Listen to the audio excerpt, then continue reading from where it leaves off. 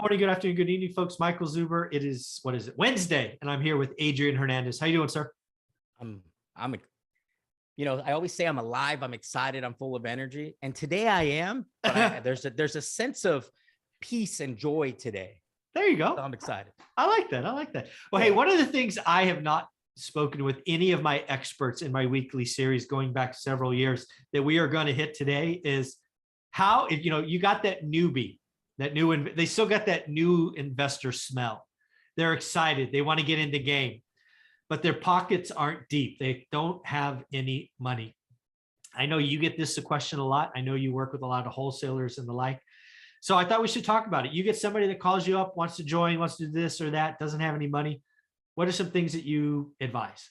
Yeah. Well, so what I'll do is I'll break it down. If it's a real estate agent, right? If it's a real estate agent, the first thing that I'm going to advise is go to the source that that always works, which is your center of influence, your past clients and center of influence.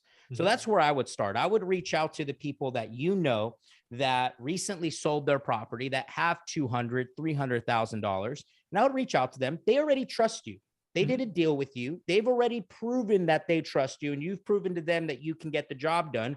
I would reach out and ask them, hey, what do you plan on doing with that 200,000, that 300,000? Okay. And see if they're open to you borrowing that money and using it for future flips. Okay. Now, some caution to that. Don't do it alone.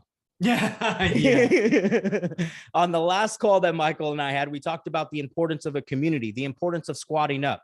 If you're new and you've never done a flip before, you've never bought a property before, right? I think buying's a little bit different, but if you're flipping, right? If you're flipping, go find somebody who's already done. Now, here's the kicker. If they've done one deal and made $100,000, they're not the person that you need to go team up with. Okay. You need to find someone that has real experience. And what I mean by real experience is 50, 60, 70, 100 houses flipped that have been in the game 3, 4, 5 years, not just in the last 2 years, because we know in the last 2 years, a lot of people got lucky.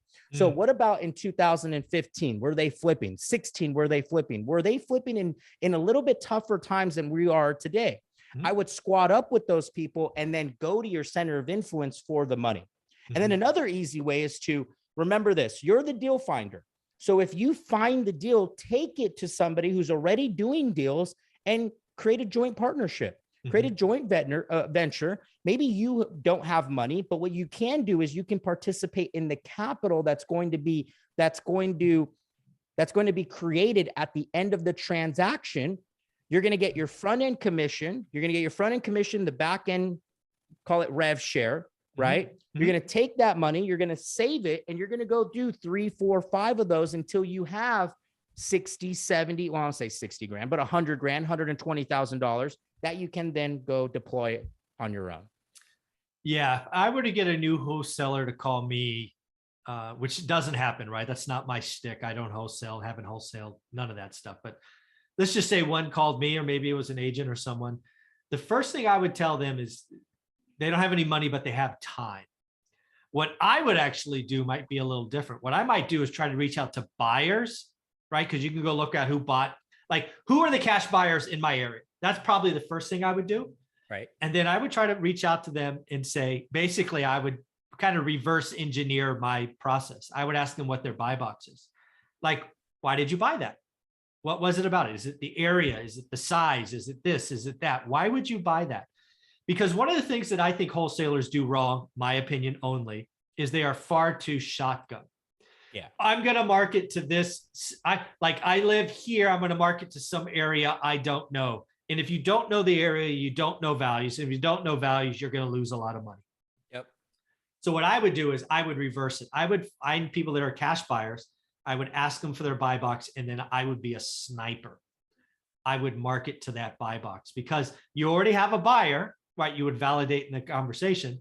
And now you're looking at this much of the market versus this. Because if you're marketing in the city you don't know, you go right across the tracks. Sure, it's 500 feet. Value's completely changed, right? It's just all of these things, but this virtual wholesaling, I would not, in this market, I would not do the traditional way. I would find the buyers first, ask them their buy box, get very specific. And the beauty of that is you don't have to stop at one. I hate it when people stop at one. Go get 100 buyers. You're going to market in Cleveland, Ohio. Go find the last 100 cash buyers, get their buy box, overlap them, and focus, focus, focus, because that will reduce marketing. It will reduce your time wastes. And you will have, the hardest thing to do is get the buyer, right? So at least, Right. yeah. So that's probably what I would do. And when you guys get that deal and you find the buy box, I love that. That's brilliant, right? Ask if you can be a part of the profit at the end of the deal. Exactly. Don't just take a big check. Go, hey, I want to get, I want to have my costs refunded, right? So give me $2,000 for the mailers, and then I want 20% of the back end or something. Yeah. With the contingency of, let's just say that the deal is local, that you're going to go learn from that deal. Exactly. So the first deals that I didn't, what was the first deal? I found the deal. It was 50-50. It was actually an expired listing. It was 50-50. But the deal was, you're going to teach me what you're doing. There you go. So that was all part of the deal. I don't want any more than that. We're going to split it 50-50 since I found the deal. And every day I showed up and I learned. I learned what they were doing, the cost of construction, what was it at the time, what's a load bearing wall? Can we move that? Can we not remove that? If we do remove it, what has to happen? What's the average cost of rehab? And you're going to start to, guys, as Michael said, you're going to have to invest the time. You're going to have to invest the time. Once you start investing the time, you're going to start gaining some knowledge. And then what you can do now, now not only are you knowledgeable, but you're also finding the deal. Now you bring more to the table, and eventually you can start JVing these deals where you're taking 50% profit share, where you're taking majority of the profit at the end of the deal, and then you eventually do your own. And another thing I would do is I would ask these people, these buyers, where are you getting your money from? Yeah.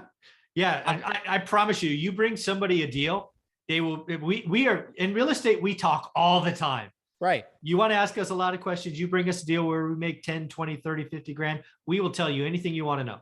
Yep. And they'll point you in the right direction. So what it is, guys, it's much more simpler than it needs to be. Yes. Remember, complexity is the enemy of execution. The more we overanalyze, the more we overcomplicate how to buy, how to flip, how to go in and buy my first buy and hold. How do I buy my first rental? The more we overcomplicate that, the more that restricts us from taking action on that one thought.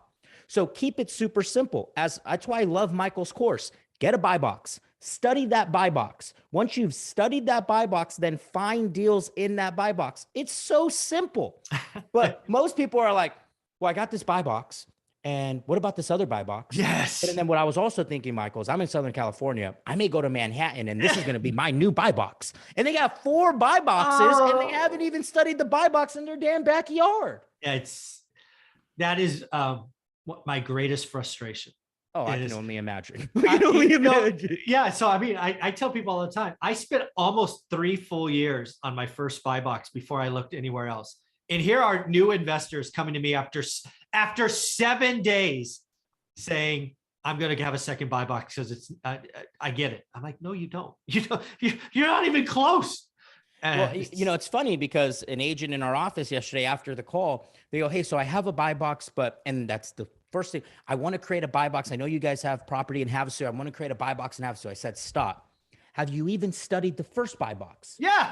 Have you even set it up? Well, stop. That's all I need to know. No. Go back, work on the first. But a matter of fact, you're not allowed to look at any deals anywhere else unless it fits that buy box.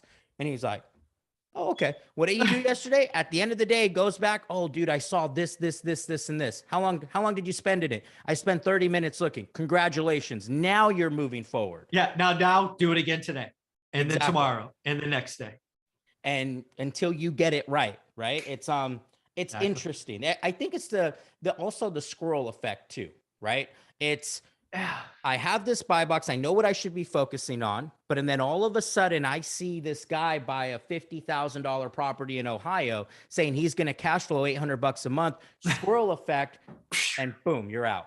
You're out. You're done. Yes. Stay focused, my friend. Stay focused. But back to the money conversation. Yes. we got to stay focused ourselves. Yeah. Yeah. The one thing that I want other people, and again, it's been said a lot, but I've been doing this 21 years. Money is not the issue. And people are going to realize that more in the next year than the last year. It's the deal. So It's good. the deal. And the last 2 years, because we've had no inventory, cash was king. Yep. I guarantee you, we hit a recession, unemployment goes from 4 to 8.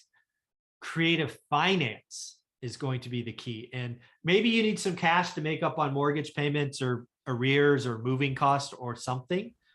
But the depth of the pockets don't have to be as deep. And it's interesting what might be coming. So yeah.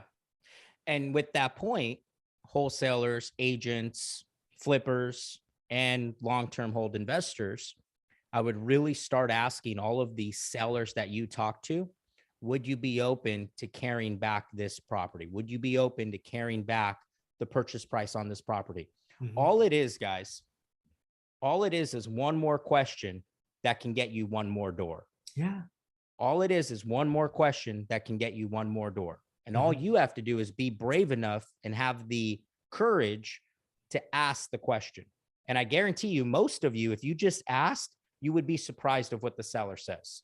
You would be very surprised. Yeah, I'm going to be very clear. I'm trying to do 2 things in 2022. First and foremost, I'm going to build my first ADU.